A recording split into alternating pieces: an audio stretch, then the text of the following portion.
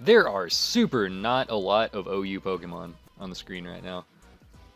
I didn't really like appreciate that fully until I started recording this. Like, I'm using a fucking Aurorus and I'm still the greasy tryhard here. So I made this team because I wanted to lose to every Sand team at Team Preview. I started with Aurorus because, like, Ice types are usually really good at pressuring people that want to set up Stealth Rocks early, because it is obviously gonna just, like, click an Ice move against, like, Garchomp or Landorus or whatever. And also, apparently, Lil Dude learns Encore. Do you know that? That shit's dank as fuck. I don't know what part of its body it uses to clap. I guess, like, its ears.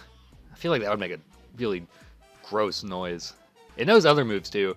It's got, like, Snow Warning Blizzard, which is actually incredible. I really hope that kills Azelf in one hit, actually. I'm not super sure if it does. And it's also got, like, Earth Power, because I was hoping that people would try to switch Heatran into it, and I would be able to kill it early for Charizard, but I don't think that ever actually ended up happening. How it usually worked out is that I would just click rocks and die. Aurorus would be significantly better if it was, like, good in any way. If it was faster than, like, 50 base speed, it would actually be really dank. And then I realized that if I was going to be clicking one ice move, I might as well click, like, 4 ice moves, and I added Mamoswine, and hopefully between the two of them, they would be able to wear down, like, the fat shit that resists ice for the other one. And then at this point, I realized that I didn't have any good Pokemon on my team, so using the best Pokemon in the game seemed like a pretty good idea. And I added Charizard X because it can set up on, like, Mega Scizor and, like, Scarf Jirachi for the other two. And then obviously I need hazard removal to help that out, so I added Starmie, and also because every team I make is weak to Scarf Keldeo. And I needed Rapid Spin instead of Defog, so I couldn't use Latias, because I ended up adding Klefki also because Klefki actually, like, resists some things, which is pretty cash, and I can't for the fucking life of me remember why I thought Thundurus was a good idea.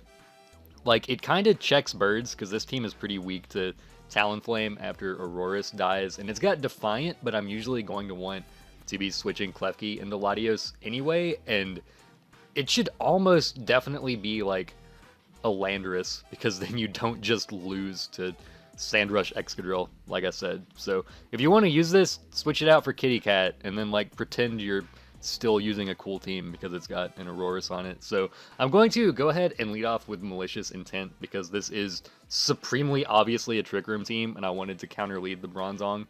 And I guess my devilish mind games were so intense that they were too scared to switch their Slowbro into this, even though I feel like it's really obviously Charizard X just from Team Preview, because otherwise I don't have, like, a win condition. But I am able to snipe the Bronzong before it sets up Stealth Rock against me, which is actually incredibly useful, and I'm going to take advantage of that by switching a whole mess of times until the Trick Room turns run out. And even though I get, like, fucking crit by this Flare Blitz, I'm still going to be able to survive with Malicious Intent. And then Roost through the Sucker Punch, because that was really obvious, because I've actually tried to use Embor in an OU Trick Room team before, so I actually know what moves it learns. Yo, fun fact, dude learns Scald too.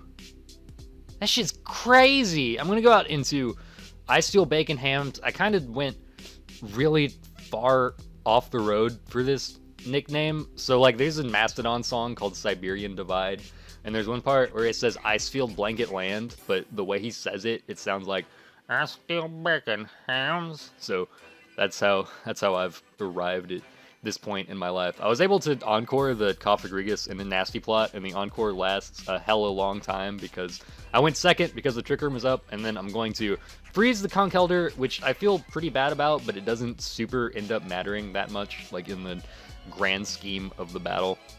I'm not going to be able to touch this Cresselia with anything, so I might as well go ahead and try and get up a layer of spikes, because, like, everything on their team is grounded as fuck other than the Cresselia, so that is going to be extremely useful. And I'm fine with Stargasm Flows dying to this Embor. The only thing that it's really useful against on their team is the Mega Slowbro, but as long as I can Toxic it with Klefki, then it's going to be significantly easier to deal with.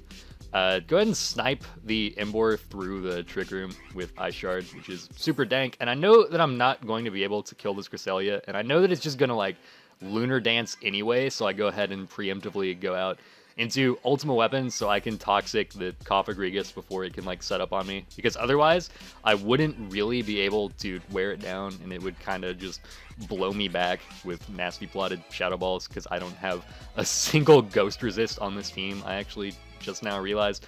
And since I Still Bacon Hams still has the Focus Sash on, like, turn 24, I can go ahead and kill it after all the chip damage. Have you ever been hard carried by an Aurorus before? It actually feels really good. And the Slowbro comes out, but it's fine because I can just go out into Ultimate Weapon and Toxic it before it can, like, set up on me. The Tactical Toxic on Klefki is actually super dank. It's really good for, like, wearing down, like, fat water types and shit, which is, like, super useful for Charizard X. And this battle is basically over at this point. Shoutouts to the Play Rough actually doing more damage than the Hail. That's actually, like, more than I would think that it would do. I get burned by the Scald. Fucking hacks. Always lucky. Never good. And then the dude is just going to die this turn to the fucking cancer eating away at it. And then I go ahead and bring out Malicious Intent and then tactically choose to not thaw it with the Flare Blitz. So I do just finish it off with a Dragon Claw to end the battle. I don't use Charizard X that much, so every time I do, I'm really disgusted by how its wings just sort of fuse together there in the middle. I'm, like, super not a fan of that. Alright, so this is the big boys team. This team's got a lot of big boys on it. I got really inspired by that one dude's, like, slacking RMT from a while ago, and it made me really want to use it because I fucking love unreasonably large numbers and unreasonably large boys, but I didn't want to, like, retread the normal spam thing they had going on with, like, Mega Lopunny, so instead of making a good team, I made this weird gimmick HO team with, like, Mega Tyranitar and Belly Drum Chestnut because I thought that they would set up on each other's checks really well. Like, if Tyranitar gets revenge killed by, like, Scarf Lando or, like, Scarf Garchomp or something like that, I would set up on that with Chestnut, and if Chestnut gets revenged by, like, a bird, I would set up on that with Tyranitar, and then Garchomp and Alakazam are both, like, lures. Basically, it's Chain Chomp with Life Orb Draco Meteor, so that I would hopefully be able to lure in, like, Slowbro and Lando and Rotom Wash and, like, hit them with a Draco, and then the Alakazam is Stall Breaker with, like, Taunt and Life Orb Dazzling Gleam, so that I could hopefully, like, kind of do something to stall teams and, like, maybe kill a Mega Sableye, and then Latios is there so that, like, I don't get 6-0'd by Scarf Keldeo once again, and it also, like, helps me lose to rain teams less quickly, maybe. I'm gonna go ahead and lead off with my girl No Touching, because I love the, like, super meta mind game of naming it something that makes them think it's going to be Rocky Helmet Garchomp, but it's actually Chain Chomp the whole time, and then I guess hope that someone, like, punches them in the face when I use Earthquake so they don't see the Life Orb recoil. It almost works because they stay in, but I miss the fucking Draco Meteor, which, like, I guess I don't know how upset I should be about that, because I'm not, like, super 100% sure that would have killed it, but I'm, like, pretty confident that it would have because I'm max special attack investment. I know that they're either going to go into Heatran or Ferrothorn on Dracosack, so I make the double switch out into Chris Angel. And since it is the Heatran, I know that I don't have to be, like, scared of anything it's going to do. And let the record show that my dude would have earned Daddy's love and hit 2 Focus Blasts in a row if they didn't protect that one. He does miss this one, but I'm obviously not super upset about that, especially because this Gliscor ends up being careful as heck and takes 50% from that Psychic, which is actually super disappointing, but not quite as disappointing as me thinking that I was going to be able to set up on it, but they go out into their Alakazam, and the greatest tragedy I've ever witnessed is the fact that even after the Slack Berry, Chestnut is still slower than base Alakazam, so I just have to, like, substitute a whole mess of times and then get unreasonably upset when they protect on that turn, because that does absolutely nothing other than just be like, haha, check out how weird and suboptimal my moveset is, get pranked. And then they like send their Slowbro in to take a whole mess from that Seed Bomb, which is super sick because that means that I can go ahead and pursuit it with me IRL on this turn and don't have to worry about it like regenerating for the rest of the battle. The Gliscor comes out and I'm like, oh shit, dude, here's my chance. Here's my chance to fucking do it. I can drop a Draco and actually not miss this one. And hey, guess what? It does, 52%. That's a pretty big number. That's bigger than Chris Angel did. And then I died at all the chip damage. And Gliscor is a Pokemon that just sits there and turns its bar green. So cool. And this dude, this fucking normie, goes out into their 100% guaranteed switch in, so I don't get to have any fun, and I have to switch out into Draco Sack after like wasting that turn Dragon Dancing, and then I know that they're going to go back into their Heatran, so I just double switch out into There Goes Tokyo, because double switching is the only way I can maintain an erection anymore, and I actually do finish off the Heatran. Well, the Keldeo comes back out, and then I just go back out into Draco Sack, obviously, and I was hoping that I could like trick this dude and like actually not double switch with it this time, but they just go out into their Gliscor again anyway, which I guess is reasonable. It's not really scared of anything else I can do. I go out into me IRL, but like I managed to kill one of their Steel types, and this one's only at 100% HP. Here's your chance, me IRL. I was really hoping that that would do like more than half, and they missed this Leech Seed, but I'm still like wasting a couple of turns basically because like it's going to be back at like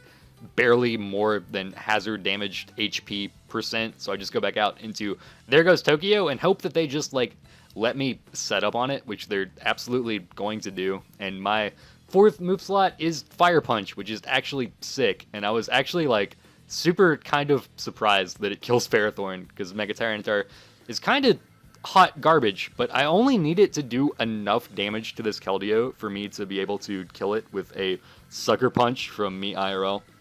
And I guess hope that they think that I'm not going to be dumb enough to lock myself into Choice Banded Sucker Punch with Slacking, but I am able to finish it off and then go back out into Draco Sack this turn, and then I am just going to go ahead and like the tactical Healing Wish to just like seppuku myself because I can't really do anything significant to the Gliscor anyway, and then bring out me IRL and fucking annihilate it. I actually was not expecting that to kill it in one hit, and if it didn't, I obviously would have just lost because then it can just like roost whenever. But Slacking is actually like power incarnate, actually. Like you get kind of like desensitized to the big numbers. You see like fucking 185 on Mega Heracross, and then you see like Mega Gardevoir like rending the universe in fucking twain. But when you can actually like have the stats of a Mega and hold a Choice Band and use a 150 base power stab move, life is pretty good. Yo, you should hit me with that crisp Twitter follow, by the way. I'm at Reverend AK on Bird website. The AK stands for Altaria King because I was 13 once. I'd retweet pictures of food whenever I get high. It's a pretty good time. Probably not going to hit you with that follow back because I'm desperately trying to avoid Pokemon spoilers right now, which is like fucking navigating a minefield on YouTube after it became pretty apparent that Nintendo actually doesn't know how video games work in 2016. Imagine that. Also, who are you starting with in Sun and Moon? I'm going with my boy Rowlet, because my dude's got like a bow tie. Or a bikini top, I guess. Can be either one. And also to appease Moloch.